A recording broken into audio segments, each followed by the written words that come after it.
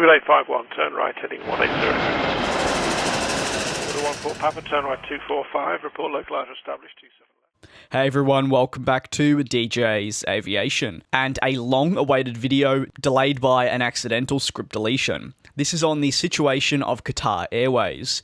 If you're unfamiliar with these videos, or really the series, it's where I cover the situation, or in other words, what's currently going on with specific airlines. I've previously covered the likes of Norwegian and also Emirates, and if you'd like me to cover a specific airline, preferably one that has a lot going on, don't hesitate to let me know either in the comments or via the video idea submission link that can be found in the description.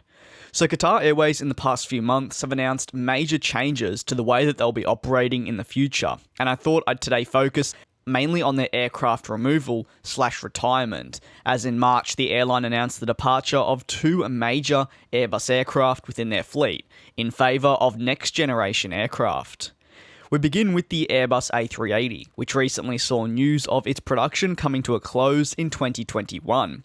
Qatar Airways will be removing it up until 2024, as it welcomes on the brand new Boeing 777X, which should be joining up with the airline sometime next year.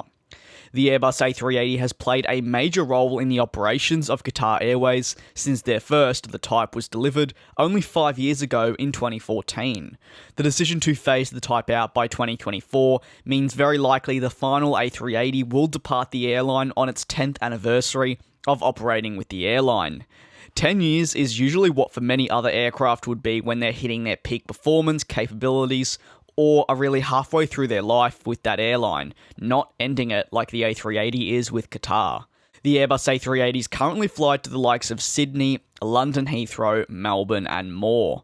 The A380s departing will likely not have a second home, as currently finding the market for second-hand A380s simply isn't there at this stage. That's not to say later down the line there might be a gap in the market for these A380s that they can fill.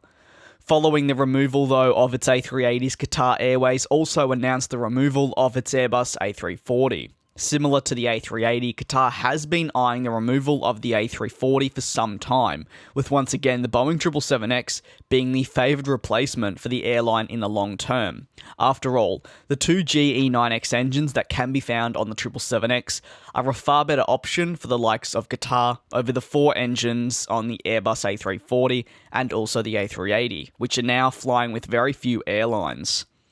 Qatar welcomed their first A340 all the way back in 2006 and have now scheduled their final flights with the type for May of this year, meaning that in regards to flying time, they'll outlive the A380. The Doha to Colombo and Doha to Kuala Lumpur service with the A340-600 ended according to Routes Online on the 31st of March this year.